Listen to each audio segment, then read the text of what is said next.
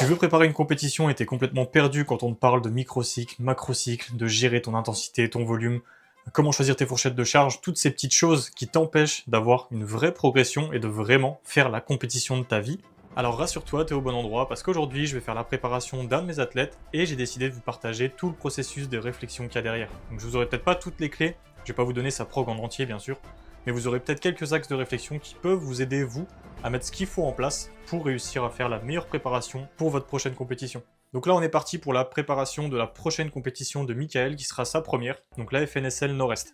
On n'a pas encore les dates, et quand vous avez un événement où vous n'avez pas vraiment les dates, en général, vous arrivez quand même à le situer à peu près sur un calendrier. Donc là, on sait que ça va être à peu près vers mars. Moi, je pense fin mars, entre mi-mars et fin mars. Donc là, on est parti sur fin mars pour la première ébauche de programmation qu'on va faire.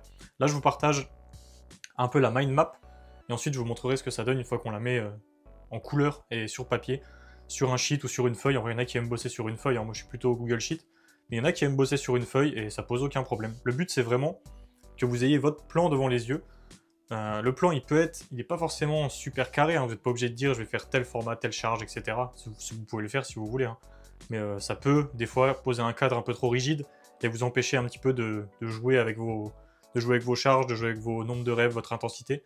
Et si tout se passe pas comme prévu, ça peut vous mettre dans une position pas forcément agréable, parce que vous allez vous retrouver loin de ce que vous avez prévu, peu importe ce qui a pu se passer entre temps, mais le mieux c'est d'être le plus flexible possible.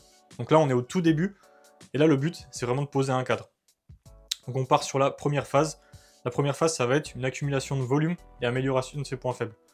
Amélioration de ses points faibles, et on va rester aussi dans un volume assez important en nombre de reps. On va toujours rester au-dessus des 5 reps, parce que là c'est pas le but d'être spécifique. En fait, si vous voulez voir votre progression jusqu'à une compétition, vous allez partir du moins spécifique au plus spécifique, et ça c'est une notion qu'il faut vraiment garder, parce que ça soit sur le mouvement de compétition, sur les renfos, même sur la façon de vous entraîner, c'est des petits trucs qui vont faire, mis bout à bout, que vous allez avoir une préparation cohérente. Donc là on est loin de la compétition, il y a 22 semaines il me semble, on regardera après sur Google Sheet, il y a 22 semaines je crois. Donc on a pas mal de blocs à caler pour arriver jusqu'à cette date tout simplement. Donc là le premier bloc, ça va être une phase plutôt de 2 blocs. D'ailleurs si on parle rapidement d'un macrocycle, en fait vous voyez si on fait une petite vue de loin, le macrocycle ça va être ça. Donc ça va être la grosse période qui va vous amener à la compétition. Cette période elle va être découplée en mésocycles qui sont des blocs. Et ces blocs peuvent être regroupés en petits macrocycles. Donc c'est des mini macrocycles dans le macrocycle, mais si on met des gros mésocycles, ça va être ces trois parties-là. Donc ça va être un mésocycle d'accumulation, un mésocycle d'intensification et un mésocycle de picking avant d'arriver sur la compétition. Et quand on vous parle de microcycle, c'est juste votre semaine d'entraînement. Donc le macrocycle, c'est la grosse période. Le mésocycle, c'est la plus petite période dans la grosse période. Et le microcycle, vous arrivez sur votre semaine d'entraînement du coup. Donc là, première chose, on a identifié ses points faibles. Donc là, les points faibles qu'on a identifiés plus tôt dans le suivi, c'était son alimentation. Il a beaucoup de mal à gérer son alimentation. Et il est souvent en manque de calories tout simplement, parce qu'il mange un petit peu n'importe quoi. Ça lui arrive assez souvent de louper des repas, de manger des repas vraiment ultra transformés. Donc la petite pizza Marie Blachère, il connaît, je pense qu'il sourit en voyant ça. C'est vraiment les trucs qu'il va falloir éviter, parce que là on veut être sérieux et on veut vraiment réussir à traquer des données fiables. Et plus vous êtes fiable dans votre façon de vivre, parce que la façon de vivre c'est une donnée, hein. C'est une donnée comme vos charges à l'entraînement, le RPE. C'est quelque chose qu'il faut traquer et qu'il faut réussir à suivre pour pouvoir avoir des adaptations claires par la suite. Donc c'est super important à mettre en place. Donc là du coup on a mis en place une gestion de son alimentation simplement, mais plus rigoureuse qu'avant. Donc là on aura des comptes à rendre entre guillemets pour être sûr qu'il le fasse. Parce que pour son gabarit il faut qu'il mange plus, que ça soit protéines, que ça soit calories tout simple. Il est vraiment très très bas. Et du coup il se limite beaucoup dans ses progrès. Parce que du coup, il n'a pas le carburant qu'il faut pour pouvoir s'entraîner sérieusement. On a un RPE qui a tendance à rapidement augmenter au cours des séances, donc il peut passer par moment d'un RPE 8 à 9, 9,5, ou d'un 8,5 à un échec, alors qu'il prend des temps de repos assez conséquents. Donc ça vient de plusieurs choses. Il y a des moments où il n'est pas assez régulier sur son renfo, donc en fait sa capacité de travail, il l'a que sur ses mouvements de comp, mais il ne la bosse pas sur son renfo. Parce que votre capacité de travail, c'est un truc global, c'est pas forcément que ce que vous êtes capable de faire en nombre de répétitions de série de squats, c'est vraiment votre capacité de travail globale. Et le renfo, ça rentre dedans. Donc le renfo, c'est super important, parce que c'est aussi votre entraînement, hein. Ça fait suite à votre entraînement et ça peut ajouter le double du volume que vous avez sur vos mouvements de comp. Donc c'est vraiment ultra important de le garder, de le travailler, de le bosser.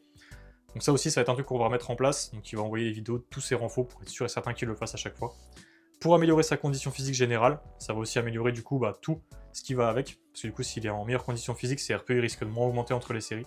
Et on va ajouter un tout petit peu de cardio à très basse intensité pour lui permettre une meilleure récup et lui permettre tout simplement d'être en meilleure condition physique. On le fait maintenant et on l'enlèvera après, ou du moins si on le garde, on va le garder vraiment de façon très très très légère.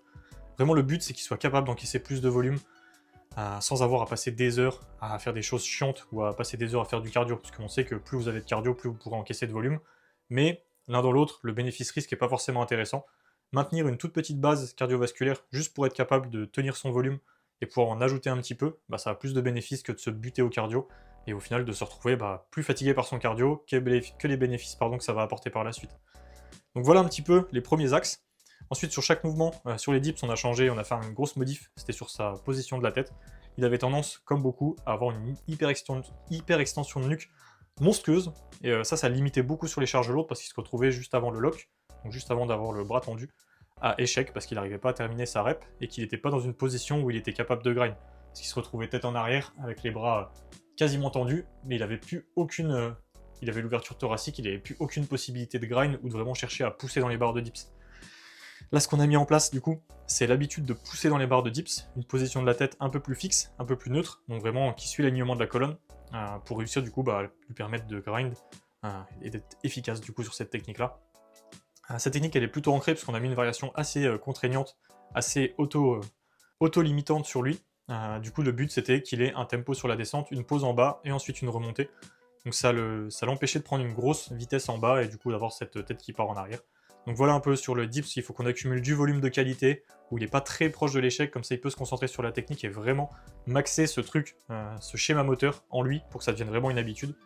Sur les tractions, il faut qu'on accumule plus de volume, il a un gros gabarit, on a un petit peu du mal à accumuler du volume par moment, surtout qu'il a un setup qui est pas ouf, qui devrait s'améliorer là, mais vu qu'il est grand, il a les mains sur les poignées en caoutchouc Basic Fit, qui sont ultra glissantes, et quand on arrive sur du volume, du coup il a souvent les mains qui glissent, et qui lâchent même avec de la magnésie, parce que le grip est vraiment pas ouf du tout. Mais ça devrait s'améliorer et on pourra bosser ensuite une fois qu'on aura réglé ce problème-là. Le squat, techniquement, on est bien, il faut vraiment qu'il arrive à accumuler plus de volume et être plus régulier. Donc ça, c'est les renforts aussi qui vont jouer beaucoup là-dedans, parce que les renforts, ils vont énormément l'aider à accumuler du volume sur son bas du corps. Vu qu'on n'a qu'un exo bas du corps dans le street lifting, si le renfort suit pas et qu'il n'est pas corrélé à ses mouvements de squat, en fait, au final, il a un volume qui est très faible et qui peut pas lui permettre de progresser parce que c'est trop bas par rapport à son niveau actuel. Donc là, c'est vraiment, vraiment le plus important, accumuler. C'est vraiment le but de cette phase-là. Donc vous voyez, comme je disais, renfort skip par moment, avec une grosse phase de PPG à mettre en place. Donc on va avoir beaucoup d'exos pas très spécifiques, mais qui vont l'aider globalement à être plus en forme. En fait, le but là, c'est pas d'être très bon sur ses dips, très bon sur ses tractions, c'est plus d'être très bon physiquement pour pouvoir ensuite bosser là-dessus et être un petit peu plus spécifique. Il y a aussi l'apprentissage du muscle-up parce qu'il l'a pas encore, et un début de recompo corporel, parce qu'il va arriver en moins de 94 et il a quelques kilos à perdre. Donc tout ça, ça va l'aider sur le tirage, ça c'est sûr. Et ça va sûrement aussi l'aider sur le squat parce qu'il sera un petit peu moins haut en taux de masse grasse et ça va vraiment lui faire du bien. Donc là, on va avoir un volume important et une intensité modérée, c'est le but de la phase d'accumulation. On va pas aller RPE 10 à toutes les séances, c'est vraiment pas le but. Et on aura quelques variations du coup pour gérer un peu ces petits déséquilibres, ces petits défauts techniques. Donc ça va l'aider, pas mal d'isométrie pour passer du temps sur les portions les plus faibles. Donc c'est vraiment ici qu'on va se concentrer sur ces maillons faibles, les maillons de sa chaîne qui sont faibles. La polarisation va être faible, donc là on va pas faire de jour primaire, jour secondaire, on aura beaucoup de straight sets. Là ce qu'on veut c'est construire, on va pas envoyer des gros top sets, on va pas se cramer inutilement, là on veut accumuler du volume de qualité. Donc les straight sets, c'est je trouve la meilleure façon de le faire. Donc voilà, ça sera la première phase, du coup qui va durer 2 blocs de 4 semaines, et qui sera suivi d'une phase d'intensification. Là le but, ça va être de stabiliser tout ce qu'on a bossé avant, tout ce qu'on a bossé sur le léger, sur le volume, de stabiliser ça sur le lourd, pour du coup transférer la force qu'il a réussi à acquérir sur des charges lourdes, du coup qui vont le challenger un peu plus au niveau technique, et c'est là qu'on verra si tout ce qu'on a bossé a été fonctionnel ou pas, ou si ça a vraiment servi à rien. Mais bon, dans tous les cas, ça va servir à quelque chose si c'est bien fait. Donc là, le but, c'est vraiment ça, consolider les acquis techniques. On va être beaucoup plus spécifique, donc là, on va se rapprocher plus des 3 reps. Le but, c'est d'ailleurs d'avoir des tests réguliers. On va sûrement faire un petit test d'IRM, 8 d'IRM, vers la fin de la période d'accumulation. Ensuite, on aura un test 5 RM, 3 RM pendant la phase d'intensification, et le test 1 RM, il se fera à la compétition, en fait, tout simplement. Donc là, du coup, des formats plus courts, un travail qui va tendre vers les points forts, donc là, on va garder un petit peu la consolidation de ces points faibles qu'on a vus avant, on va un petit peu limiter le temps qu'on va y passer, et on va un peu commencer à bosser sur ces points forts, pour justement commencer à prendre de l'élan sur ces points forts-là, et lui permettre de mettre en place la meilleure technique possible en en tenant compte, parce que c'est ses points forts qui vont le rendre fort, et ses points faibles qui vont l'aider à être moins faible. En fait, c'est comme ça qu'il faut voir le truc. Il faut se dire que bosser vos points faibles tout le temps, ça va pas forcément vous rendre très fort. Quelqu'un qui est par exemple très explosif, s'il passe son temps à faire du tempo, il va peut-être même perdre un peu son habitude à être explosif, et du coup le point fort qui le rend aujourd'hui fort. Par contre, s'il arrive à améliorer ses points faibles, et qu'en parallèle, il va continuer à développer ses points forts, là il va devenir beaucoup plus puissant, parce qu'il consolide le maillon faible, sans perdre un peu la grosse capacité qu'il avait sur son maillon fort. Donc on garde un équilibre, mais on laisse quand même le maillon faible devenir un petit peu plus fort, et ça va lui permettre d'être meilleur un peu sur le long terme. Donc là, renfort un peu plus spécifique, ça sera un peu moins type préparation générale, on va commencer à mettre des exos qui vont se transférer directement sur ces exos de compétition, qu'on aura renforcé vraiment globalement le corps, et là on va essayer d'être un petit peu plus spécifique. Le volume va être un peu plus modéré que sur la première phase, parce qu'on va intensifier un peu les charges. Donc l'intensification, c'est le fait d'augmenter les charges, de baisser le nombre de reps. Donc on va augmenter un peu ça, ce qui va nous obliger un peu à diminuer le volume. Mais vu qu'il a réussi à construire avant, on sera quand même plus haut que ce qu'il faisait auparavant. Donc on aura quand même construit une belle base qui va lui permettre d'être assez haut sur ce volume-là, et de rester quand même assez efficace, et de construire du coup de la performance de qualité. On va commencer à rajouter des top sets, pour du coup créer l'habitude de faire des x5, x3, et d'aller en incrémentant et de pouvoir envoyer une grosse perf en fin de bloc. Et ça, on va le pousser sur 2 blocs, donc comme je vous disais, il y aura un bloc en x5, un bloc en x3. Tout ça en progressif, pour lui permettre le temps de s'adapter, de recréer un petit peu des adaptations nerveuses, parce qu'on ressort d'un bloc d'accumulation où le nerveux n'a pas été super sollicité. Donc c'est vraiment le but, se remettre dedans, c'est un peu une phase de transition sur le début du premier bloc. Votre nerveux il revient au bout de 1 à 3 semaines environ. Donc la première semaine, vous allez peut-être être un petit peu claqué, vous sentir nul sur le lourd, mais par contre au fur et à mesure du bloc, vous allez prendre un élan qui va vous permettre d'être bon ensuite sur un truc un petit peu plus spécifique, un petit peu plus proche du système nerveux, donc en dessous des 5 reps. Là on va être sur 5 reps au premier justement pour pas faire une transition trop brutale parce qu'on a pas mal de temps. Et le but c'est qu'à la fin de cette période-là, il perd sur son 5 RM, ce qui montrera qu'on a bien géré cette phase où du coup on a été chercher du volume pour le transférer sur ces lifts plus lourds ensuite. Et une fois que cette phase-là est terminée, qui est franchement je trouve avec la phase d'accumulation une des phases les plus importantes, on va arriver sur le picking.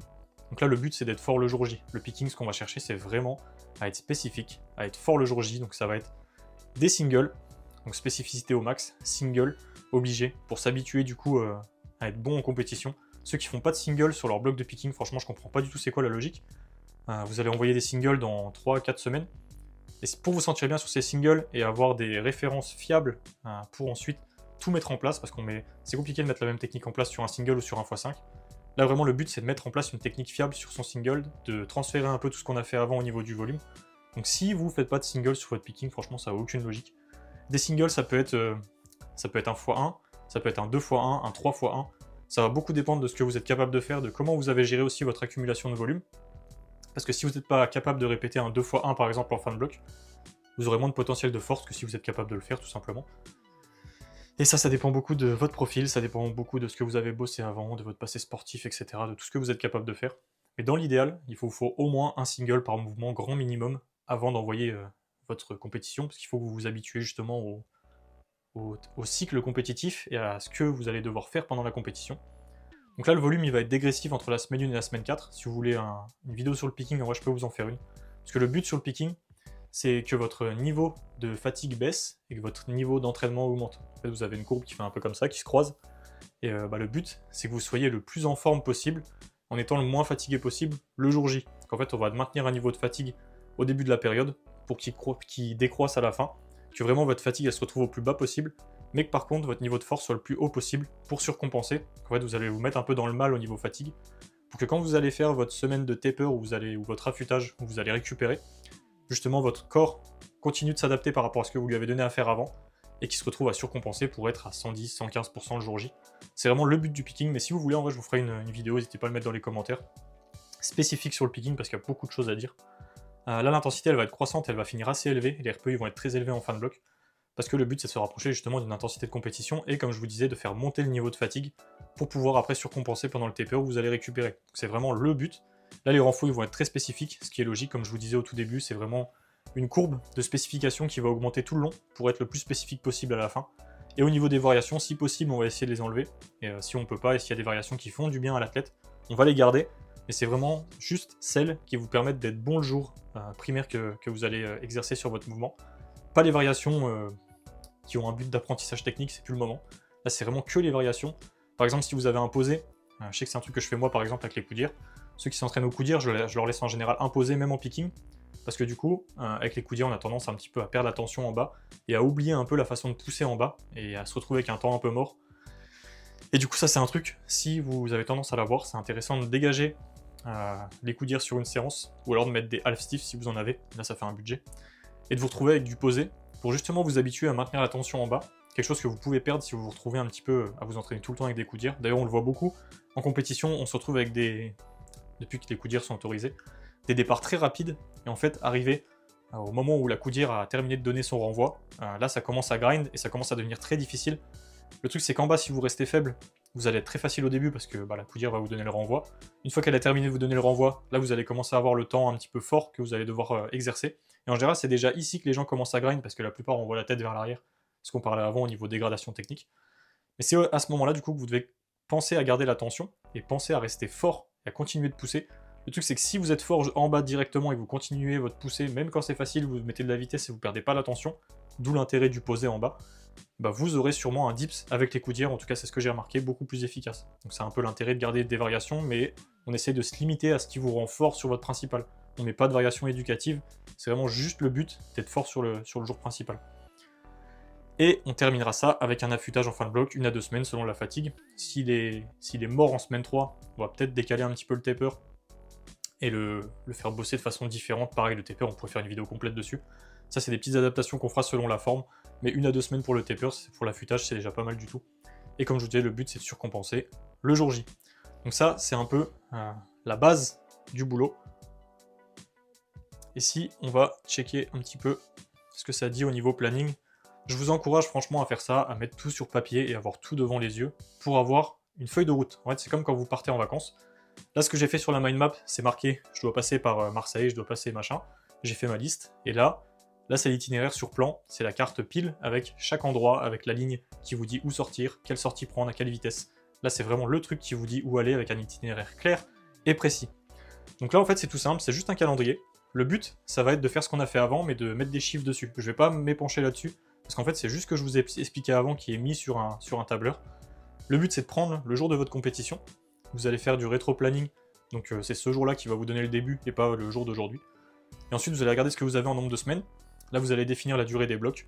Et selon la durée de vos blocs, vous allez déjà commencer à pouvoir placer vos blocs de développement, placer vos blocs d'accumulation, d'intensification, de picking et tout jauger avec des dates précises. Donc là, je peux vous dire par exemple que le 11 janvier, il aura son test de 5 RM, en tout cas que c'est la date où il va faire son test 5 RM, que le 15 février, il aura ses tests 3 RM, et que la compétition, on l'a prévu le 22 du coup. J'ai déjà placé des semaines 0, qui sont des semaines d'intro. Je vais pas expliquer ce que c'est une semaine d'intro, une semaine de deload. En vrai, si ça vous intéresse, pareil, je pourrais faire une vidéo sur les deloads. La différence entre une semaine 0 et une semaine de deload, tout simplement, c'est que le deload, il garde la même structure que le bloc d'entraînement, et que la semaine 0, elle démarre avec le nouveau bloc. Donc une semaine de deload, ça va être tout simplement, vous prenez vos formats, vous enlevez de l'intensité, vous enlevez du volume, et une semaine 0, ça va déjà démarrer avec les nouveaux formats. Donc par exemple, vous avez terminé sur des x5, votre deload, ça va être un x5 moins lourd, alors que votre semaine 0, ça va être votre bloc suivant, par exemple, là où vous voulez faire des x3 sur le bloc d'après, ça va être des x3, mais moins lourd avec moins de volume. Tout simplement, c'est la différence entre une semaine 0 et un deload. La semaine 0, elle suit un peu plus la continuité du bloc, alors qu'un deload, c'est plus fin de compétition. En tout cas, c'est ma façon de faire. Comme d'habitude, il y a un milliard de façons de faire. Ça, c'est la mienne. Donc voilà un petit peu comment placer ça sur papier. En vrai, ouais, c'est que ce que je vous ai dit avant, c'est que ça mis sur un tableur. N'hésitez pas à screenshot si ça vous intéresse, hein. Je vous le mets en grand. Il faut juste à faire un screen, à faire des zooms. Si vous voulez essayer de mettre ça en place, ça pour vous, normalement votre coach il est censé le faire, hein, parce que sans ça c'est compliqué d'avancer. Donc n'hésitez pas aussi à lui demander si vous voulez voir à quoi ça ressemble et qu'est-ce qu'il a prévu pour vous. En vrai, moi je trouve que c'est super intéressant de toujours savoir où on va pour comprendre le chemin et moins se poser de questions pendant qu'on le traverse tout simplement. Donc je trouve que c'est vraiment un outil indispensable. En tout cas, vous avez maintenant toutes les armes pour préparer votre première compétition dans les meilleures conditions. Donc si ça vous a intéressé, n'hésitez pas à me le dire dans les commentaires, un petit like, un partage comme d'habitude. Je pourrais en faire d'autres, si ça vous intéresse, avec d'autres cas, avec des cas un peu plus complexes, peut-être avec des cas un petit peu plus élaborés que celui-ci. Parce que là, ça reste quand même assez basique, hein, on est tout début de la prépa, donc il n'y a pas eu de problème, il n'y a pas eu d'ajustement à faire. Mais si ça vous intéresse, je pourrais vous en faire une. Merci pour la force, comme d'habitude, et si vous avez des questions, des thèmes pour des prochaines vidéos, n'hésitez pas à le dire aussi. On enchaînera avec ça. En tout cas, comme d'hab, merci pour la force et on se retrouve très bientôt pour une nouvelle vidéo. Merci équipe!